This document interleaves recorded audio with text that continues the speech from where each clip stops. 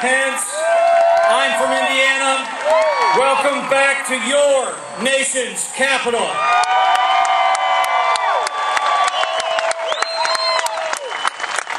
From here in Washington, D.C. to St. Louis to Sacramento, it's 9/12 again. And I'm sure the press is going to focus on the numbers, but the only numbers that really matter are 51, 218, and 1. In 51 days, there will be less than 218 Democrats elected to Congress, and one liberal from San Francisco will be out of a job.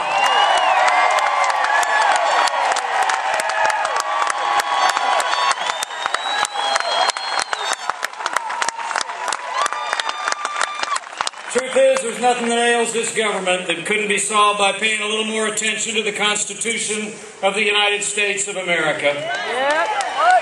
You know, the Pelosi-led Congress is about to get a crash course in the consent of the governed.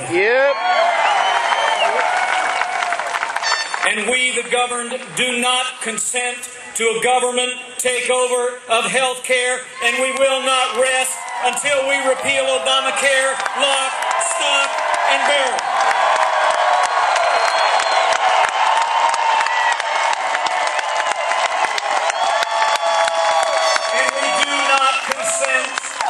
We do not consent to runaway federal spending by either political party. We demand an end to the borrowing and the spending and the bailouts once and for all.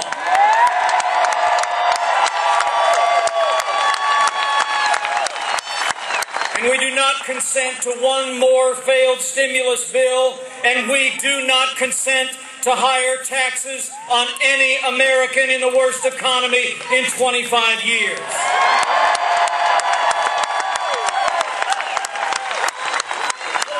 Raising taxes on job creators won't create jobs. No American should face a tax increase in January, not one. And we will not compromise our economy to accommodate the class warfare rhetoric of the American left or this administration.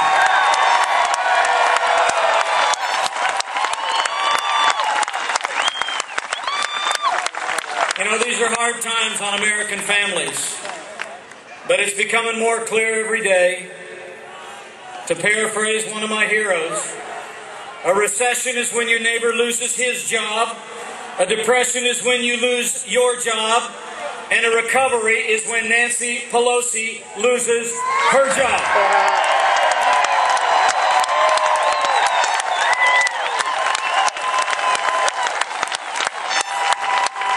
You know, you've come to our nation's capital at a historic moment in the life of this still young republic. A nation conceived in liberty has come of age in bondage to big government. We've lost respect in the world. We're going broke. The American dream is dying for millions, and our social and cultural fabric is unraveling. People are scared.